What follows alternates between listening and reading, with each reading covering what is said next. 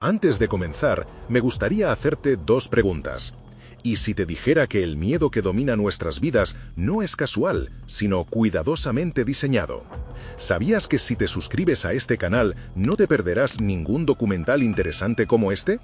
Respondiéndote a la primera pregunta, déjame contarte que el miedo es, quizás, el recurso más valioso del siglo XXI. No el miedo primitivo que te hace correr ante un depredador, ni ese reflejo instintivo que te mantiene con vida. Hablo de un miedo distinto, silencioso, invisible. El miedo que no te hace huir, sino obedecer. El miedo que no te paraliza, sino que te guía, te manipula y, sobre todo, te consume. Vivimos en la era del miedo rentable, una época en la que el temor dejó de ser una reacción humana y se transformó en un producto, en un negocio multimillonario, en una herramienta política y mediática capaz de modelar la opinión pública, los mercados y la percepción de la realidad. Pero para entender cómo llegamos aquí, hay que retroceder un poco, a un momento que cambió para siempre la forma en la que el mundo entendía la seguridad, el poder y el miedo. Aquel martes 11 de septiembre de 2001. Tú probablemente recuerdas las imágenes, aunque hayan pasado más de 2 décadas. Las Torres Gemelas cayendo, una tras otra, bajo una nube de polvo que parecía tragarse Manhattan. Los noticiarios repitiendo la escena en bucle. El desconcierto, el silencio, y luego, la histeria. En cuestión de horas, el miedo se había globalizado. Fue el primer gran shock emocional del siglo XXI. Y no solo por la magnitud del atentado, sino por lo que vino después. Porque el miedo, en manos de quienes supieron aprovecharlo, se convirtió en una nueva forma de poder. En los días posteriores, mientras el mundo entero observaba con horror las ruinas del World Trade Center, en los despachos de Washington y en los platós de televisión comenzó a trazarse una nueva narrativa. Una en la que la seguridad justificaba cualquier cosa. Patriot Act, vigilancia masiva, guerras preventivas, restricciones de libertades individuales. Todo en nombre del miedo. Y lo más sorprendente es que la mayoría lo afectó. Tú también lo habrías hecho. Porque el miedo tiene esa capacidad, la de hacerte sentir protegido mientras te quitan la libertad. Los gobiernos comprendieron entonces que el miedo podía ser un combustible político inagotable. Pero no fueron los únicos. Las grandes corporaciones mediáticas descubrieron que el miedo también vendía. La televisión, la radio, los periódicos. Cada atentado, cada alerta, cada amenaza se convirtió en un espectáculo. Un ciclo infinito de noticias que mantenía a millones de personas pegadas a la pantalla, consumiendo información y al mismo tiempo publicidad. Fue el nacimiento de una nueva economía, la economía del miedo. Y como toda economía, necesitaba una materia prima constante. En este caso, el miedo se alimentaba de la incertidumbre, de la posibilidad de que algo terrible pudiera ocurrir en cualquier momento. Y lo más brillante, o lo más perverso, era que no hacía falta que ocurriera realmente, bastaba con mantenerte en alerta. A medida que avanzaban los años, las consecuencias del 11S se extendieron por todo el planeta. La llamada guerra contra el terror no solo reconfiguró la geopolítica mundial, también cambió la manera en que los medios contaban el mundo. Cada crisis, cada conflicto, cada noticia se narraba con un subtexto. Ten miedo. Terrorismo, epidemias, crimen, recesiones. No importaba el tema, lo importante era la sensación. El miedo se volvió omnipresente, como el aire. Y en ese contexto nació una generación entera que creció conectada, informada, pero también atemorizada. Luego vino la crisis financiera de 2008. De repente, el miedo ya no venía del terrorismo, sino del dinero, de los mercados, de los bancos, de una economía que se derrumbaba. Lo que comenzó como una burbuja hipotecaria en Estados Unidos se transformó en una recesión global que dejó millones de personas sin trabajo, sin ahorros, sin esperanza. Pero detrás del caos había algo familiar, el miedo como motor. Los gobiernos usaron el miedo al colapso total para justificar rescates multimillonarios a los bancos, mientras los ciudadanos comunes cargaban con las consecuencias. El sistema se salvó, pero la confianza murió. Y los medios, otra vez, jugaron su papel. Titulares apocalípticos, imágenes de bolsas desplomándose, de casas embargadas, de colas frente a los bancos. El miedo económico se volvió rutina. Cada caída, cada cifra roja, cada palabra de un presidente de Banco Central se transformaba en ansiedad colectiva. El miedo, una vez más, vendía. Pero algo había cambiado respecto a 2001. Ahora el miedo ya no se transmitía solo por la televisión. Internet estaba creciendo, las redes sociales comenzaban a dominar la conversación, y el miedo encontró un nuevo hábitat: el miedo digital. Las plataformas comprendieron algo esencial: las emociones negativas generan más interacción que las positivas. El miedo, la rabia, la indignación, el escándalo, todo eso mantiene a la gente mirando, comentando, compartiendo. Y cada clic, cada segundo de atención, se traduce en dinero. El algoritmo no distingue entre verdad o mentira, solo mide el impacto. Y el miedo, con su capacidad de paralizar y fascinar al mismo tiempo, se convirtió en el contenido perfecto. Las redes no inventaron el miedo, pero lo democratizaron, lo personalizaron. Ya no era un miedo colectivo a un enemigo común, era un miedo individual, adaptado a tus intereses, tus sesgos, tu ideología. Un miedo a medida. El resultado, una sociedad permanentemente ansiosa. Un mundo en el que las personas sienten que todo puede derrumbarse en cualquier momento. Y cuando vives en ese estado, eres más fácil de controlar, de convencer, de consumir. El miedo entonces dejó de ser solo una emoción, se volvió una infraestructura. Cada like, cada noticia, cada rumor forma parte de un ecosistema diseñado para mantenerte alerta, pero no tanto como para rebelarte. El miedo no te hace actuar, te hace depender de un líder, de una marca, de un relato. Y mientras tanto, una industria entera floreció sobre esa ansiedad constante. Farmacéuticas, aseguradoras, consultoras de riesgo, medios, empresas tecnológicas, todos vendiendo lo mismo con distintos envoltorios: seguridad. Seguridad frente al enemigo, frente a la pobreza, frente a la enfermedad, frente al otro. Pero la seguridad absoluta no existe, así que el ciclo continúa. El miedo necesita renovarse, reinventarse. Cuando el terrorismo se agotó, vino la crisis económica. Cuando la economía se estabilizó, llegó la pandemia. Cuando la pandemia comenzó a ceder, apareció el miedo climático, el miedo digital, el miedo al otro bando político, al futuro, a la inteligencia artificial. Y así, poco a poco, aprendimos a vivir con miedo. O mejor dicho, aprendimos del miedo.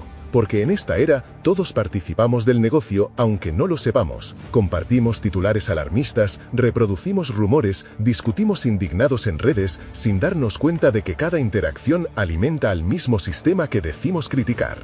El miedo ya no necesita censura ni propaganda, se propaga solo. Pero déjame hacerte una pregunta. ¿Cuándo fue la última vez que pasaste un día entero sin escuchar una noticia negativa, sin leer algo que te hiciera sentir que el mundo está peor que ayer? Probablemente no lo recuerdas. Y no es casualidad. La saturación de miedo tiene un propósito. Cuando todo parece amenazante, ya no puedes distinguir qué peligro es real y cuál no. Entonces buscas guía, buscas certezas. Y las certezas hoy se venden muy bien. Detrás de cada crisis moderna hay alguien que gana. No siempre en dinero, a veces en influencia, en poder, en control. Las guerras ya no se libran solo con armas, sino con emociones, con titulares, con hashtags, con narrativas cuidadosamente diseñadas para dirigir tu atención y tus temores. Y lo más inquietante es que, aunque lo sepas, sigues dentro del juego, porque el miedo tiene una cualidad adictiva, te da una sensación de pertenencia. Cuando temes algo, te unes a otros que temen lo mismo. Esa unión crea comunidad, identidad, propósito, pero también crea división. Los que temen una cosa odian a los que no la temen. El miedo entonces se convierte en una frontera invisible, una línea que separa, que enfrenta, que fragmenta.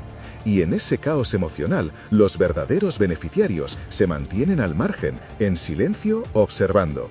El siglo XXI no solo es el siglo de la información, es el siglo del miedo. Y quienes saben administrarlo, gobiernan. El miedo no desapareció con el paso de los años, se transformó. Lo que en 2001 eran explosiones y titulares, en 2020 se convirtió en algo más pequeño, invisible y mucho más eficaz: un virus. Cuando el mundo comenzó a escuchar la palabra coronavirus, nadie imaginaba que no solo se enfrentaba a una amenaza sanitaria, sino al mayor experimento de control emocional de la historia reciente. Tú también lo sentiste: la confusión, la ansiedad, la avalancha de información contradictoria.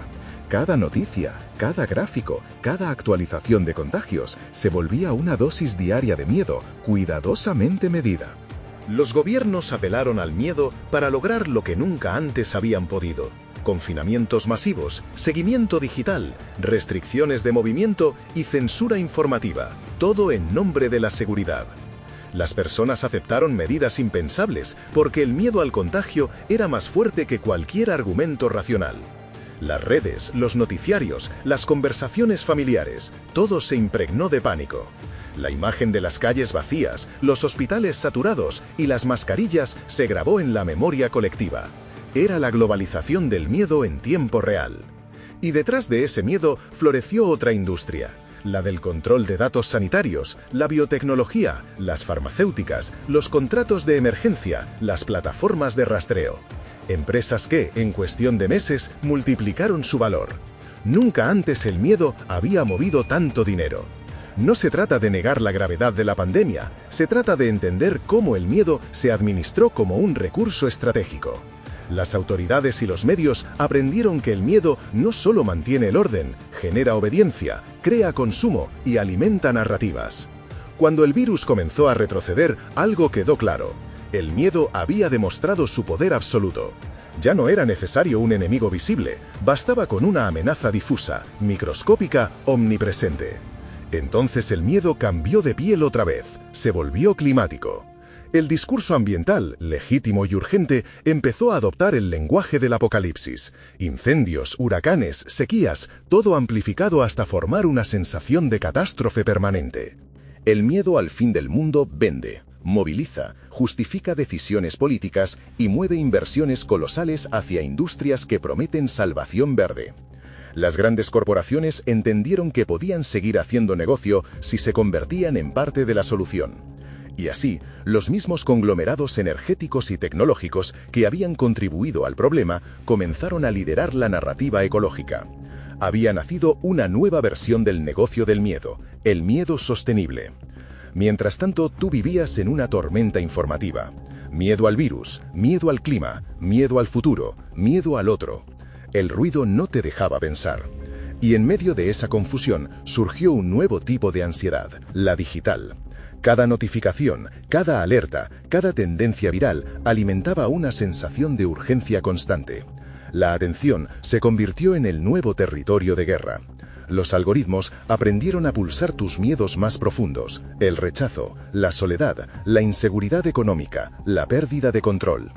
El miedo ya no necesitaba noticias falsas o conspiraciones elaboradas, bastaba con la sobreexposición. Cuando ves 1000 versiones de la misma amenaza, tu cerebro deja de distinguir entre realidad y percepción. En ese estado, eres predecible. Y si eres predecible, eres rentable. La economía del miedo digital prospera en cada clic. Los anunciantes pagan más por contenido que genera ansiedad, porque la ansiedad te mantiene conectado. Las plataformas obtienen más datos, las marcas más ventas, los políticos más atención. El miedo, en este punto, ya no es un subproducto, es la esencia del modelo. Cada scroll es una negociación entre tu curiosidad y tu angustia. Quieres saber más para calmarte, pero cuanto más sabes, más temes. El ciclo es perfecto. En paralelo, los gobiernos observaron otra oportunidad. Las herramientas de control desarrolladas durante la pandemia, aplicaciones de rastreo, vigilancia en línea, sistemas de verificación digital, se adaptaron a nuevas formas de gestión social. La excusa ya no era el virus, sino la seguridad nacional, la desinformación, la protección del orden. El miedo se institucionalizó. Y cuando un sistema aprende que el miedo garantiza estabilidad, nunca lo suelta. Hoy el miedo tiene 1000 rostros. El miedo al desempleo, al colapso ecológico, a la automatización, a la guerra, a la inteligencia artificial, al otro bando político, a quedarse fuera del sistema. Cada uno de esos temores genera su propio mercado. Hay seguros, cursos, terapias, gadgets, inversiones, discursos ideológicos y comunidades enteras que viven de mantenerte asustado. El miedo se volvió identidad. Ya no te defines solo por lo que amas, sino por lo que temes. Los medios y las redes te ofrecen un menú emocional diario. Elige tu miedo y únete a los tuyos. Y en esa fragmentación, el poder se consolida arriba. Mientras discutes, consumes y temes, otros deciden. Los verdaderos dueños del negocio del miedo no necesitan aparecer. Operan desde los márgenes, donde convergen los intereses políticos, financieros y tecnológicos. Su producto es simple: certidumbre a cambio de obediencia. Y lo irónico es que el miedo, en pequeñas dosis, te hace sentir vivo, te mantiene alerta, conectado, partícipe del drama colectivo. Desintoxicarse del miedo sería para muchos como quedar fuera de la conversación. Por eso el sistema no necesita obligarte, participas por voluntad propia. Buscas noticias, opinas, te indignas, compartes.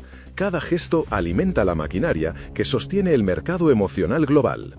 El miedo del siglo XXI ya no se impone con violencia, se ofrece con cortesía, envuelto en notificaciones, anuncios y discursos tranquilizadores. Promete seguridad, pero lo que entrega es dependencia. Y mientras buscas refugio, olvidas la pregunta esencial: ¿de qué sirve sentirse seguro si la seguridad depende del miedo? Quizá la respuesta esté en el silencio, en apagar por un momento el ruido y observar. Notar cómo respiras cuando no hay pantallas, cómo piensas cuando nadie intenta asustarte. En ese breve instante de calma, algo se revela. El miedo solo tiene poder mientras lo alimentas. Pero el negocio seguirá, porque siempre habrá nuevos motivos, nuevas crisis, nuevos titulares que recordarte lo frágil que eres. Y tú, como todos, decidirás una y otra vez si consumir o desconectarte. Porque en el fondo, el miedo no se vence, se comprende. Y comprenderlo es el primer paso para dejar de ser su cliente. Cuando entiendes cómo funciona, el miedo deja de ser un monstruo invisible y se convierte en un espejo, un reflejo de tus inseguridades, de las carencias que el sistema aprendió a explotar. Te das cuenta de que cada crisis fue una lección sobre obediencia colectiva. Que los grandes poderes no necesitan inventar los miedos, basta con amplificar los que ya llevamos dentro. Después del 2020, el negocio del miedo se perfeccionó. Las herramientas digitales permitieron medir las emociones en tiempo real. Las empresas comenzaron a hablar de sentiment analysis, análisis del sentimiento global. Millones de publicaciones, búsquedas y conversaciones se procesan para saber qué teme la gente, cuándo lo teme y cuánto está dispuesto a pagar para calmarlo. La publicidad ya no te vende productos, te vende consuelo. Los discursos políticos ya no ofrecen futuro, ofrecen protección. Los medios ya no informan, te tranquilizan o te indignan, según el mercado que representen. Y así, el miedo se convierte en un lenguaje común, una moneda invisible que todos usamos sin darnos cuenta. Se intercambia en cada tuit, en cada titular, en cada conversación de sobremesa. Una economía emocional global que no aparece en los índices bursátiles, pero mueve tanto poder como el petróleo o el litio. Mira a tu alrededor. La tecnología te prometió libertad, pero te mantiene observado. La información te prometió verdad, pero te mantiene confundido. El progreso te prometió bienestar, pero te mantiene exhausto. Cada promesa rota se reemplaza por una nueva, acompañada de una pequeña dosis de miedo para que no te alejes demasiado. Y mientras tanto, la humanidad entera se acostumbra a vivir en alerta baja, como si el siguiente colapso estuviera siempre a la vuelta de la esquina. Esa sensación constante de algo va a pasar es el combustible perfecto para una sociedad que ya no sabe descansar. El miedo, al final, no solo modela la política o la economía, modela la cultura, la manera en que contamos historias, el tipo de héroes que admiramos, las decisiones que tomamos sobre nuestra vida y nuestro cuerpo. Hasta el arte parece necesitar un toque de catástrofe para ser relevante. ¿Y qué ocurre cuando una generación entera crece creyendo que el mundo está al borde del abismo? Que la estabilidad es imposible, que la desconfianza es prudencia, que el cinismo es sabiduría. Ocurre que la esperanza deja de ser rentable. Pero hay algo que el negocio del miedo no puede controlar: la consciencia. Cuando logras observarlo desde fuera, cuando entiendes que cada alarma es también una invitación a consumir o a obedecer, el miedo pierde fuerza. Ya no manda, solo murmura. Y ahí, en ese silencio interno, empieza la libertad. No la libertad política ni económica, sino la más difícil de todas, la de no reaccionar al miedo. Quizá no podamos cambiar el sistema, pero sí podemos decidir qué emociones alimentamos. Podemos aprender a reconocer la diferencia entre un peligro real y uno fabricado. Podemos elegir no compartir el titular que solo busca asustar, no comprar el producto que promete eliminar la ansiedad que él mismo genera. El miedo es inevitable, la manipulación no. Así termina este viaje por el siglo del miedo, por el laberinto de emociones que define nuestra era. No hay un villano único, ni una solución sencilla. Solo un recordatorio. El miedo puede ser un arma o un maestro. Y tú decides cuál de los dos será en tu historia.